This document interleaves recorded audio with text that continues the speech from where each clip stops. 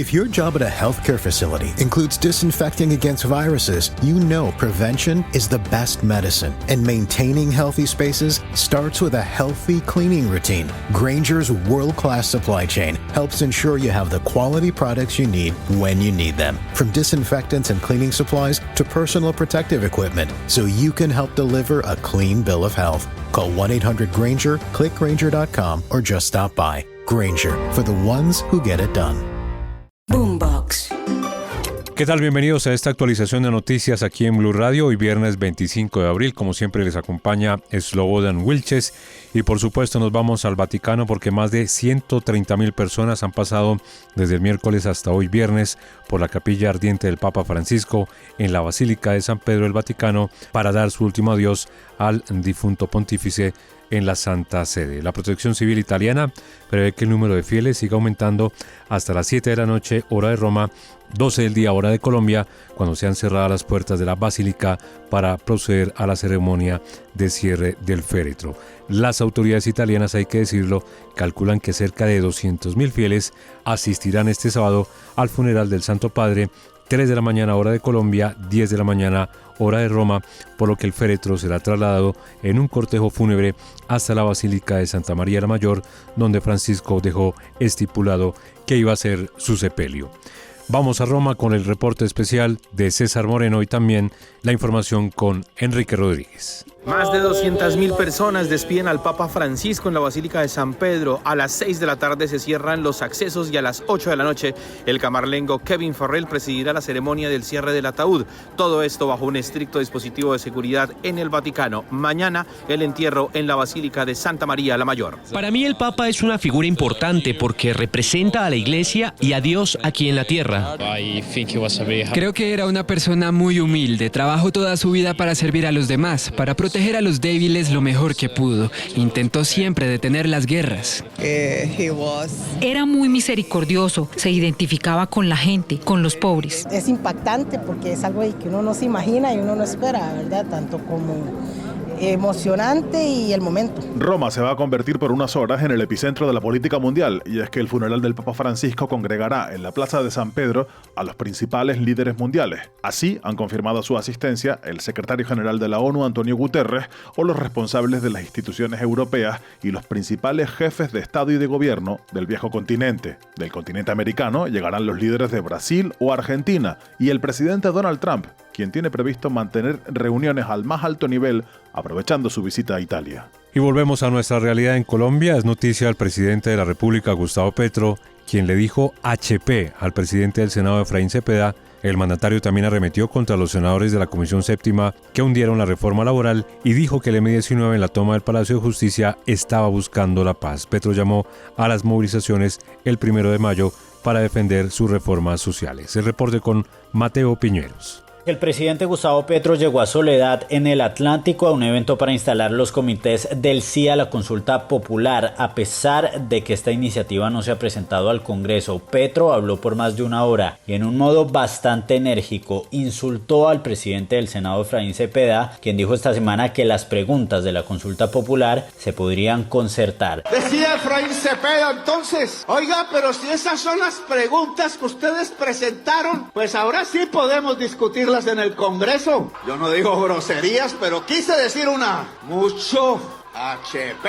Duré 2 años, lo invitaba a mi oficina, me llevó de regalo un hijo de fotos de la hija. Y siempre me decía, no, es que yo voy a concertar, Petro, yo sí quiero el diálogo. En el discurso de Petro también hubo espacio para responder a la decisión de la Corte Constitucional de suspender provisionalmente la investigación del Consejo Nacional Electoral contra Petro por presunta financiación irregular de la campaña. Petro también se refirió a la toma del Palacio de Justicia. Tengo que agradecerle a la Corte Constitucional con la que he discutido y no estoy de acuerdo en muchos temas. Que no es que la persiga como hicieron otros. Ya se sabe la verdad del Palacio de Justicia. Y la repito porque ahí sí la prensa no la repite. No, señores, fuimos al palacio, no yo personalmente, porque estaba preso a pedir paz. El presidente cuestionó al ex canciller Álvaro Leiva por haber dicho que Petro tiene problemas de drogadicción. Además, el mandatario aseguró que quiere revivir la Gran Colombia. Y en otras informaciones, la decisión de la Corte Constitucional de suspender suspender el proceso administrativo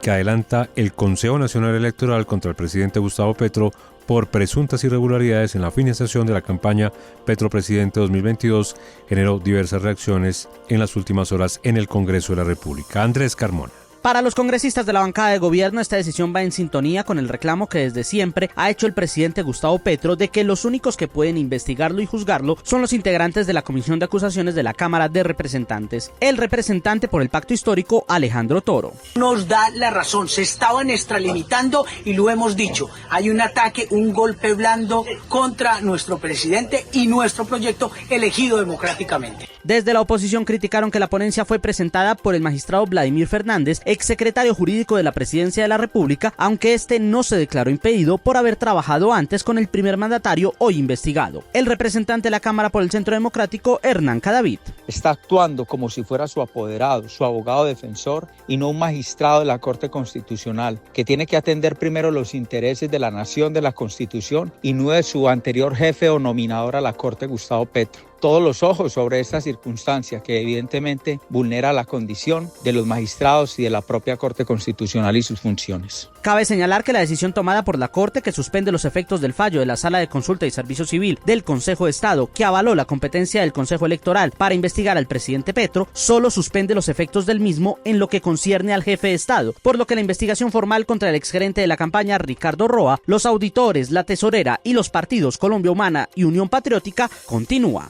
Y de otro lado, el ministro del Interior, Armando Benedetti, se echó para atrás sobre la reforma a la salud, luego de decir que estaba muerta. Al parecer, el ministro se habría confundido con la fecha en la que fue radicada la reforma, pensando que el proyecto se podía hundir en junio de este año. Carolina Otero. Luego de decir que consideraba como muerta la reforma de la salud en el Congreso, el ministro del Interior, Armando Benedetti, se corrigió y reconoció que tuvo una confusión con la fecha en la que fue radicada la iniciativa, pensando que se hundía por tiempos el próximo 20 de junio, cuando en realidad le queda aún un año más de trámite. Que ahora la están torpedeando al revés como hundieron la laboral, echando para atrás las mesas técnicas hasta el 20 de mayo para que empiece el 27 de mayo. Eso quiere decir que ya yo doy por muerta la salud, porque ahora la misma presidenta que asaltaron para hundir de tajo la reforma laboral, ahora extienden en el tiempo el debate para hundir la salud. Y es que su confusión con los tiempos del proyecto le generó también un choque con la senadora del Partido Conservador, Nadia Ablel, quien salió a defender a sus compañeros de la Comisión Séptima, comisión que recordemos ella dirige y hundió recientemente la reforma laboral. Carolina Otero, Blue Radio. Hablamos ahora de noticias en Bogotá. Una niña fue hallada sin signos vitales, fue hallada muerta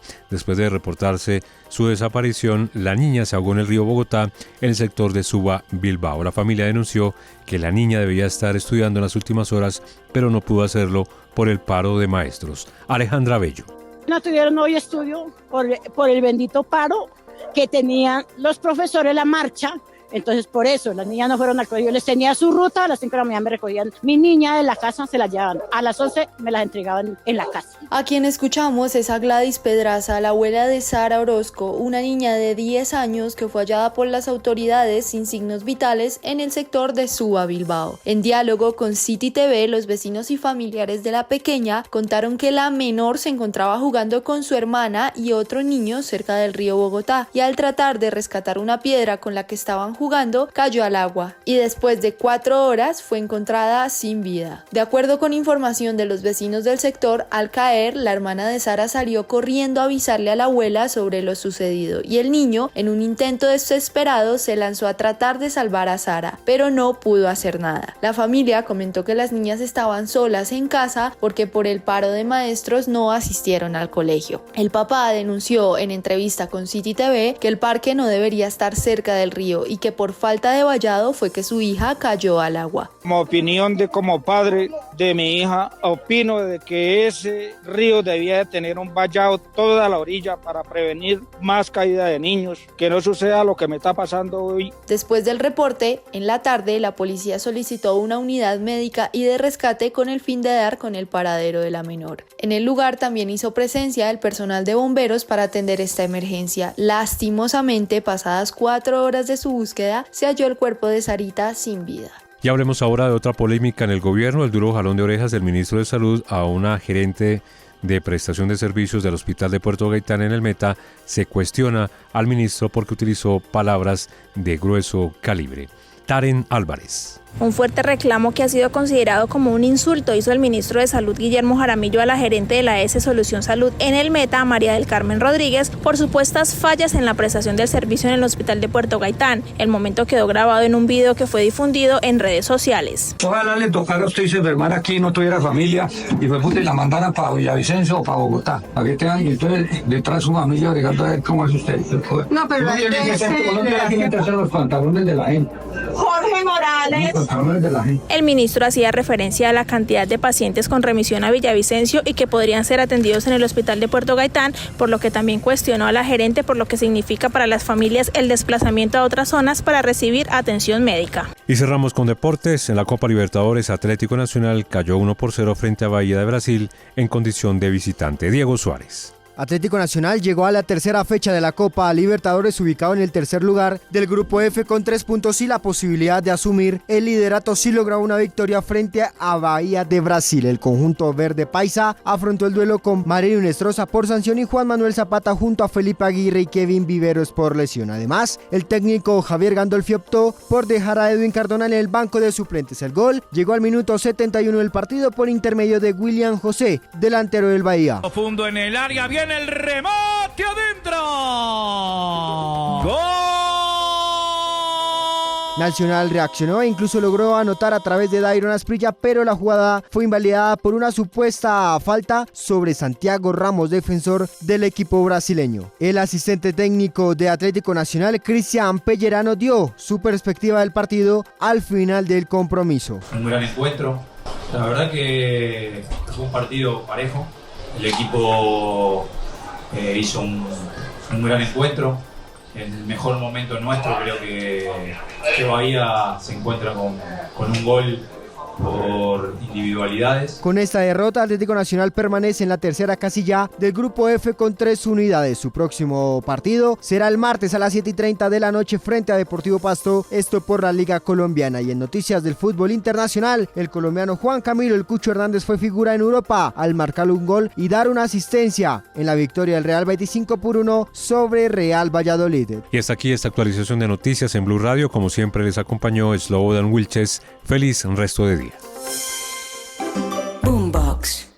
If your job at a healthcare facility includes disinfecting against viruses, you know prevention is the best medicine, and maintaining healthy spaces starts with a healthy cleaning routine. Grainger's world-class supply chain helps ensure you have the quality products you need when you need them, from disinfectants and cleaning supplies to personal protective equipment, so you can help deliver a clean bill of health. Call 1-800-GRAINGER, click Grainger.com, or just stop by. Grainger, for the ones who get it done.